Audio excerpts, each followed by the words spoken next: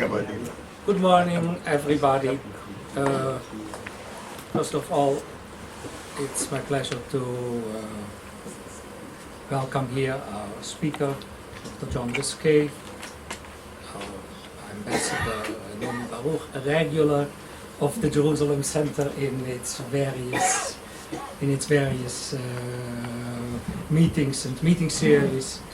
We have another guest from abroad, Mr. Fraser, who from London, who is at the head of the fight against the academic discrimination in the United Kingdom.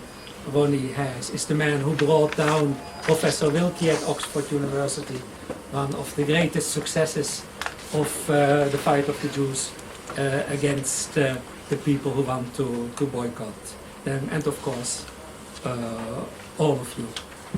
We start the season. The season ran very late until the end of July this year, and we really needed some rest. We start the season not with a Berman lecture, to which you are used, and we are moving into the fourth year of Berman lectures. And by the way, I want you all to who want to come to register for Martin Himmel's movie on the 11th of November, because I feel that we will be over full, and at a certain moment we will have to tell anybody who registers too late that, as we had to do in the past with, I think with Deborah Lipstadt, with Willy Lindner's movies, that we cannot take any more registrations because we have limited space. This movie is extraordinary. It documents the crooked media in the world on the Jenin affair, and I've seen it. I think it's something really a first-rate work, which shows how some of the media distort the truth about Israel. I'm trying to, even though we don't have the funding, I'm trying to start a series for which we have done some very preliminary work in the past years.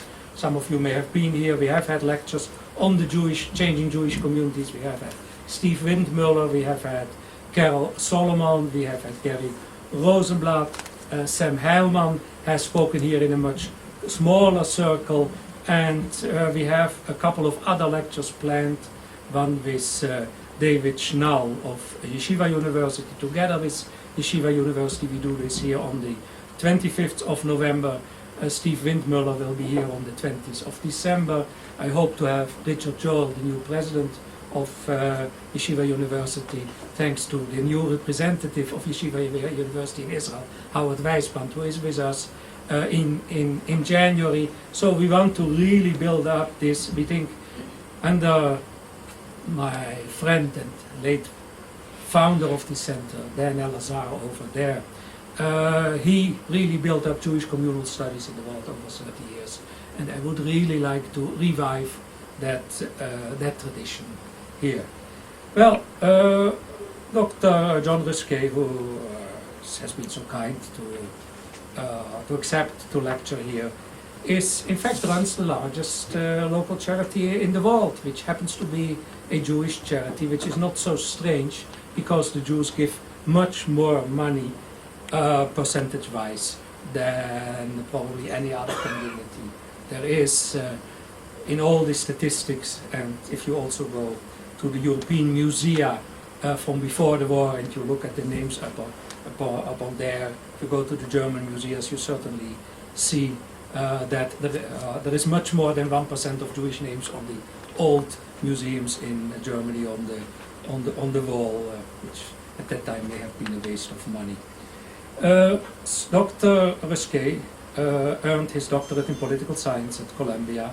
He has for 6 years been the educational director of the 92nd Street Y, and then 8 years he was the Vice Chancellor of JTS, Jewish Theological Seminary. He came to the UJA-Federation of New York in 1992, and he became its CEO and Executive Vice President in 1999.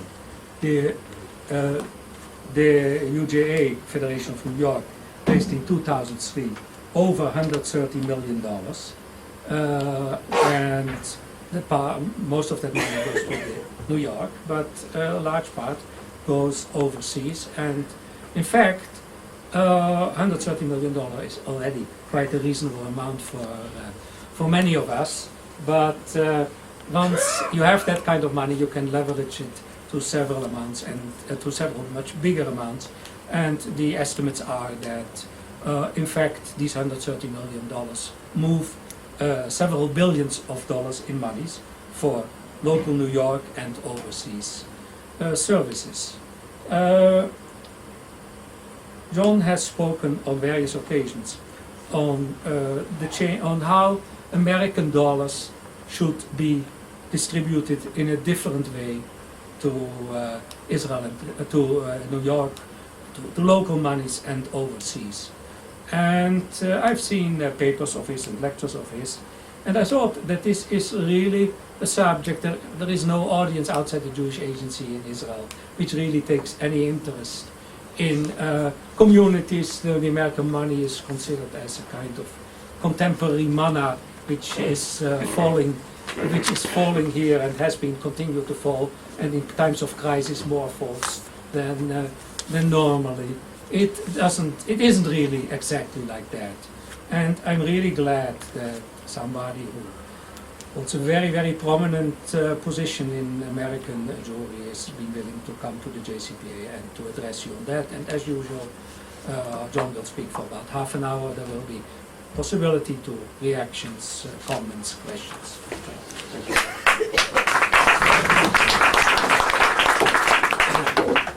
Toda Rabba, thank you so much. Good to be with you, Dr. Gerstenfeld, and I say ambassadors. I didn't know there were going to be so many ambassadors here, and both present and past, and really distinguished guests and chaverim. We have many of you. There are people here that I've worked with for decades to strengthen Jewish life. There are people that were involved. I attended Camp Ramah as a camper in 1961, and one of my madrichim are here, and that changed my life. I was not raised in a particularly observant home, and it was at Ramah that, in many ways, for the first time, I experienced Shabbat and Jewish life. I was 14 years old. I say it seared my soul. And from there, it obviously was a life-changing event. So it's great to be able to be here and acknowledge that. I also want to acknowledge my teacher, our teacher, Dan Elazar, Zechrono Livracha, to be here. We were not only fellow political scientists, but in different places in the world our lives intersected. I asked Dan to conduct a study at one point, and in many ways, and have been involved with him, and I see the section on federalism. There are very few places in the world that have a shelf marked federalism. So Dan, you live on, and Dan was an extraordinary force for Klal Yisrael. And there's another discussion to have about that, but at a time when I think there are too few voices standing up, not only for Medinat Yisrael, but for Klal Yisrael, I want to acknowledge Dan as a great teacher for me, and I think for many other circles in the world misses him. When I was thinking about what to open with, and there's a lot we could, with all these ambassadors here, my master's thesis, in case you want to know, was on binationalism in the Yishuv. This was in 1970, I did this work.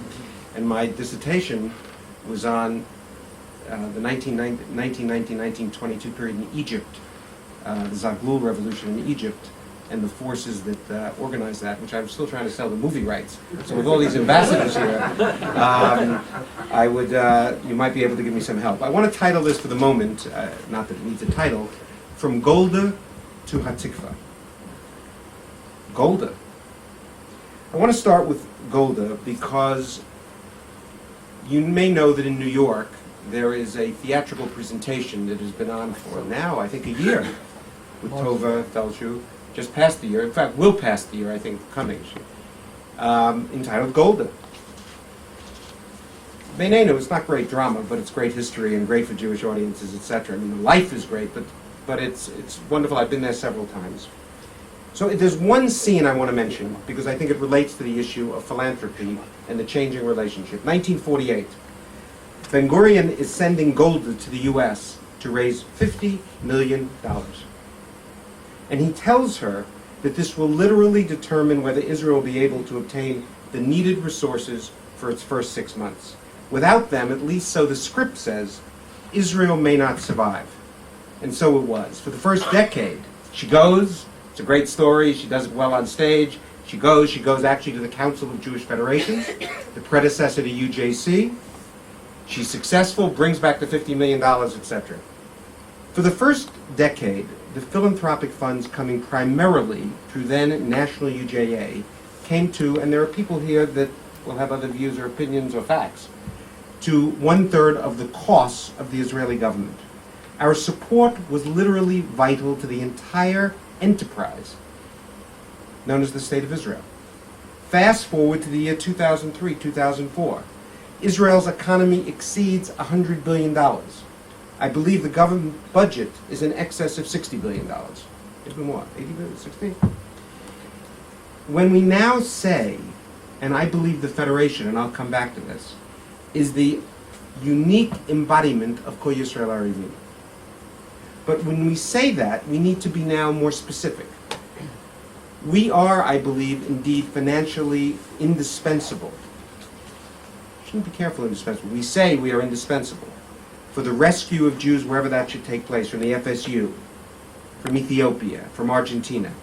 This is, I believe, whether we're indispensable or not, it is a shared responsibility. It is not only a responsibility of the people of Israel to bring these people and let them leave. When we say we are financially responsible, I believe we are responsible for feeding hungry Jews wherever they may be. We are responsible in a shared way for Jewish education for communities that cannot afford them, whether that be in Russia, in Argentina, or elsewhere around the world. And by the way, I think that's powerful. At one point recently, Prime Minister Sharon invited a few of us to come to his home for dinner, which we did. And he basically said, this was the early years of the Intifada, and he said, I need your help. We need to make certain that everybody can get out of Argentina. This was when the Argentine economy was in a free fall. They can get out that wants to get out. We need to make certain that we can provide for chinuch in that community and feed people. And my president, who was my president, and I stood up and said, we will do our part. And at that point, that was a commitment for as much as up to $50 million. And on the spot, of course the professionals involved with making certain we can get it done, he said, that is a shared responsibility. That is not only the responsibility for the people and state of Israel. So I believe we have, and the federation system is a unique, exceedingly challenged at the moment. I mean, there's a whole other discussion, but in America and here, we are in a moment of what I call rampant, unbridled individualism. And that is also true philanthropically. So now, everyone wants to support only their own day school, synagogue, cultural institution of choice, which they should. But if they only do that, then the ability of a community to respond to a prime minister, to deal with Argentina, or the FSU hunger, as we're doing with the JDC, through the JDC in the FSU, or for Jewish hunger on West 23rd Street, will not exist. So this is a precious collective enterprise, and by the way, I believe we as Jews are deeply involved with the relationship of the individual to the collective.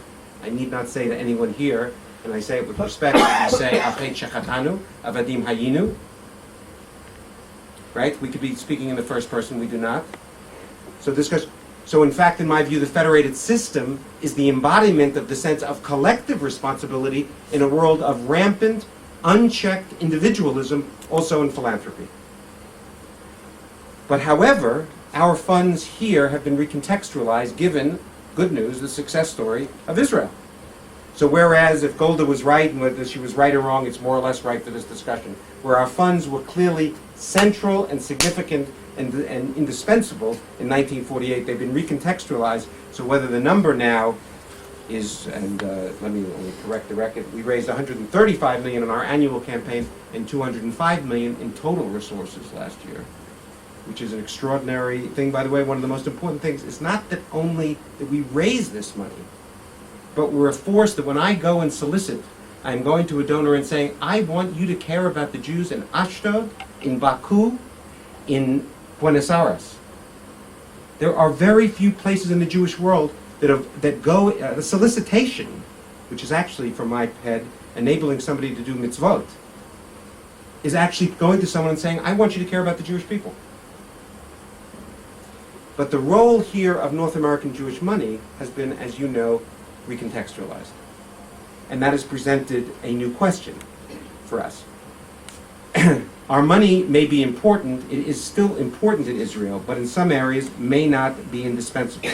Government has assumed quite correctly the primary responsibility for human services, education, welfare, absorption, and related areas. So then, what ought our role be?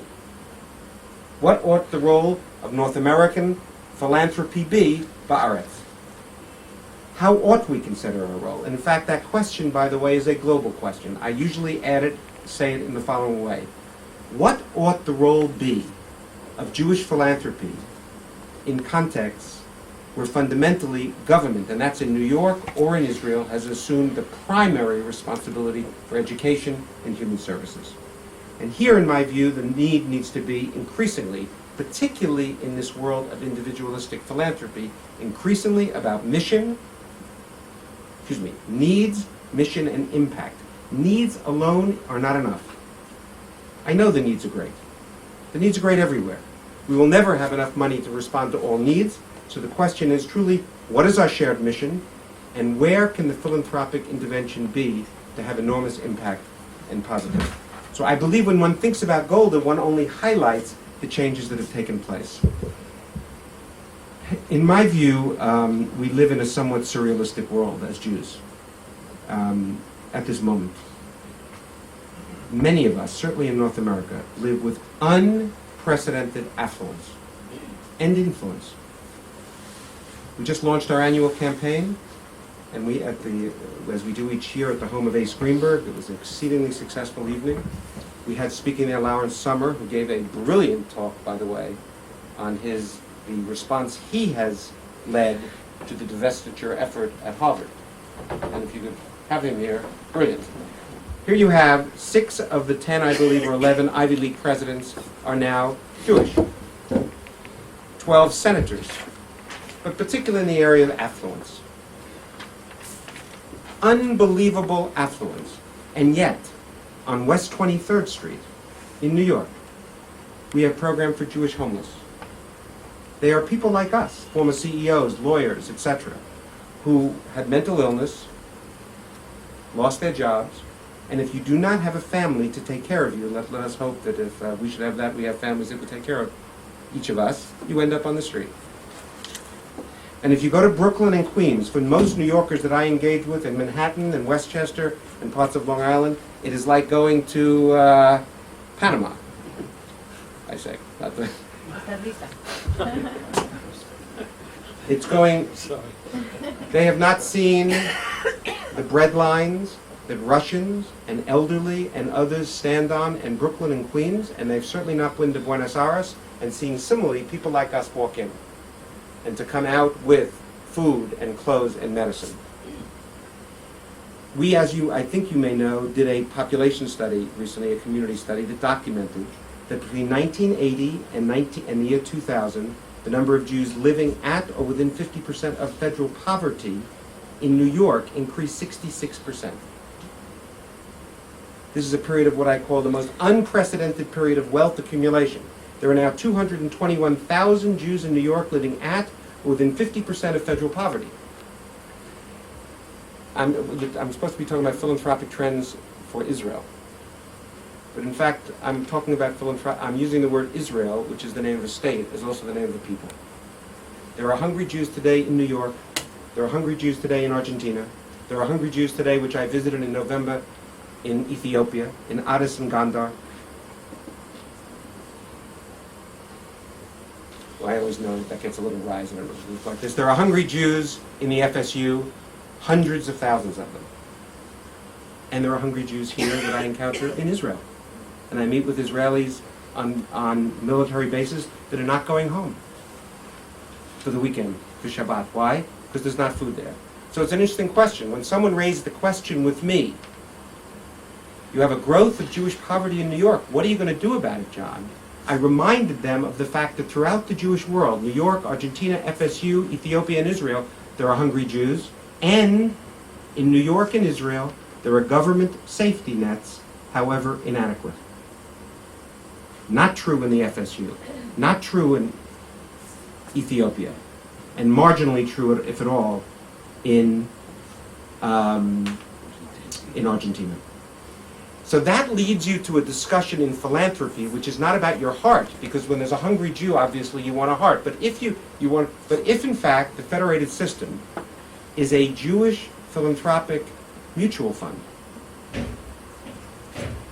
which I believe it is, an unparalleled expression of Jewish collective responsibility, but it is fundamentally a Jewish philanthropic mutual fund, at a time when everyone actually wants to pick their own stocks in this world of rampant individualism. So then need alone is inadequate, and it leads you into the two issues. One is, and it gets pretty ghoulish, comparable need. Relative nutritional and medical deprivation. And where can the philanthropic intervention make a difference? There are huge needs out there in which we in philanthropy may not be able to have much of a difference. Where can it make a difference, and how can it be undertaken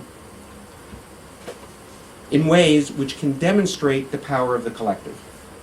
And in that respect, I just want to add a few more context. The part of the problem of the federated system is we have, as I think you know, three missions. Chesed, caring for people in need. Chinuch, Jewish education. And I would say Am Yisrael. I consider Am Yisrael about Aliyah, Klita, and trying to connect and maintain and strengthen a sense of shared identity and commitment and identification with the Jewish people. A few of us are involved here in a very interesting project, because to the extent to which we're in a changed world, and external processes, which granted have returned, but used to maintain a sense of Jewish identity and identification with the Jewish people, a range of things, certainly in New York, in America, we live in a very open society. Jewish identity is no longer a condition, it is a matter of choice. Hence, the federated system in New York has invested millions now in areas that we never did before. Synagogue revitalization, Birthright Israel, Jewish summer camps. What's Birthright about? Birthright Israel is about connecting people with Israel. It's closer to the Camp Ramah experience for people living in a Jewish environment. 10 years ago when I came to Federation, we did one thing in synagogues. We campaigned. We've just completed investing $2 million for synagogue revitalization in Westchester. We're now moving on to Long Island with a whole interventions in adult Jewish learning and synagogue change. We've just given $1 million to JTS and HUC to work on congregational ed. These are areas, why? Because we believe we need to work on the question of investing to create what I call inspired communities, like Ramah was, like many of your synagogues hopefully could be, so people will choose to freely self-identify. On the issue of Jewish peoplehood, we've just invested in something called Kol Dor, which is empowering young Israelis and young North American Jews to come together to develop a shared agenda. And we're working with a range of people to develop a curriculum on the identification for the Jewish people to be introduced in the Israeli public schools, and we hope in camps in America. The problem of strengthening identification with the Jewish people is not just a problem in North America. It is a problem in Israel too. How do we get increasing numbers of Israelis, possibly not of your generation or all of your generation, to feel an identification with and a commitment to, at a deep level, the Jewish people beyond not only in Israel? That is a challenge. And when we realize there is no place that we're aware of that has attempted to curricularize that issue, there is no place where there's a structured process to say, how do we increase the identification of young Israelis with the Jewish people? Allocations is always a triage. If there are hungry Jews, how do you invest in Jewish education? If there are Jews to be rescued, how can you talk about birthright?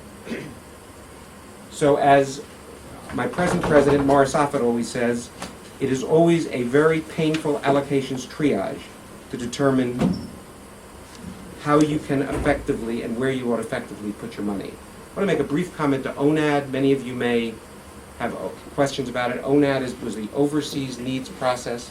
that was put in place by the UJC to try to deal with particularly the division of monies between the Jewish Agency and JDC, but really to deal with all overseas needs. And I would say it's had a difficult beginning, because one of the great challenges this Jewish Philanthropic Mutual Fund faces is that agencies always legitimately believe that both the needs are greater and their mission and ambition is greater, so they always want more, understandably. And therefore there's one of the problems that this Jewish Philanthropic Mutual Fund has is that it is difficult to move because the agencies, whether it be JDC or the Jewish Agency, always believe that what the needs are great on their front and that they're only limited by the lack of more resources. And it makes it very difficult, and I don't believe we've had a breakthrough for it. We have, in New York, you know the overseas system, I believe, the Jewish Agency and JDC. In New York, just briefly, we have 27 Jewish community centers, the 92nd Street Y1, settlement houses in the Lower East Side, Brooklyn and Queens, others. We have 17 camps, the Board of Jewish Education, New York Hillel serving 80,000 college students, and human service agencies which leverage with government to become models for caring for those most in need. We stand and sell a network of agencies that spans the globe, domestically, JDC and Jaffe around the world, that is able to respond to Jews in need, care for Jewish needs, and support Jewish education wherever it is. We have, in the last 5 years, also undertaken a whole series of what I call high-end initiatives to try to demonstrate the power of what a federated system can do and must do. Next month in New York, we will dedicate a Jewish hospice system for the Jewish community of New York. It was long overdue. God forbid any of us in New York get a terminal diagnosis or a member of our family. Up until now, we have for the most part turned to Catholic institutions. Baruch Hashem, thank God for them, that they led the way in dealing with death. It was time for the New York Jewish community to have a system so that, God forbid, there's a terminal diagnosis, a family can turn for counseling, bereavement, etc., and we will create a 16-bed residential hospice for the first time. I mentioned to you the synagogue work and the extraordinary work we're doing on synagogue change. And in addition, we're now bringing social workers into synagogues in an initiative called Partners in Care. We now have 90 social workers in synagogues. My subject today is not the fundamental way to respond to modernity in America, but it's basically about how to strengthen community. And strengthening community, which I believe is similarly a challenge here, is how to create what I call inspired community and caring community. An inspired community lifting people to God, purpose, meaning. A caring community that cares for people deeply will respond to the openness of the West by creating more intense Jewish community. I believe it's a challenge, but a great opportunity in North America. And we're trying to think with our Israeli staff here, and Steve Donchik is here, and the head of our office, what that means here to increase integration and create more powerful community here in the state of Israel. So these are what I call high-impact